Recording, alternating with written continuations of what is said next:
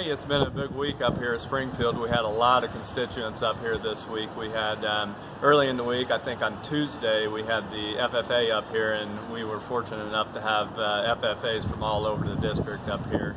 Got a chance to talk to a lot of the young people. Even got a few of them on the floor of the house there, and they had some really good questions, and that was really heartening to me. Yesterday was a huge crowd here. We had over 4,000 people in the Capitol for the pro-life rally, and that's awesome because that's something that we've really been promoting in our district and all over Southern Illinois. There were so many people that had to close down the Capitol for a while, and that's what we got to do here. You know, we got to send messages. That's what we've got, advocacy. You know, we got to keep the heat on the politicians, and you know, it's working on a lot of this stuff. We're slowing down some bad legislation, and that's the biggest thing that we can do right now. I mean, they've tabled those abortion bills in the House. You know, they may or may not come back. We don't know.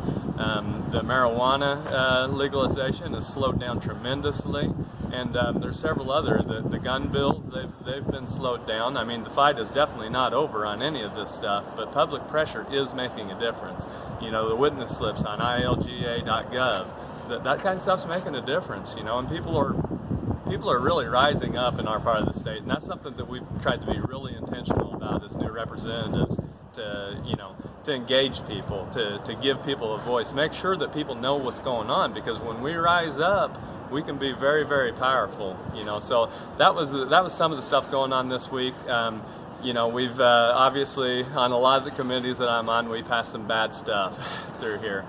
Just as a microcosm of what's going on in Springfield. In my labor committee yesterday, we basically moved a bill through there that would make general contractors liable for subcontractors not paying their employees.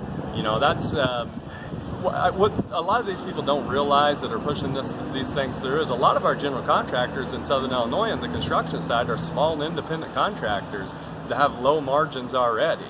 You know, so basically what you're doing is making it harder for them to do business. Why wouldn't you just go after the subcontractor that didn't pay? You know, it's these kind of policies that are just a microcosm of what's going on, and it's driving businesses out of the state of Illinois. So we're battling on all fronts here, hoping to make a difference, even on some of these, especially on some of these business stuff too. So I think we need to start shining a better light on that. They're harder things to explain and harder things to engage people on, but they're so important to the direction and the vitality of the state of Illinois. So and we're going to end the week here today doing a resolution on the House floor to honor former state representative and, you know, a great individual from the Effingham area, Chuck Keller, and we've got the family coming here, so it should be a really good time. So I appreciate you listening, and we'll try to talk to you again next week. Thank you.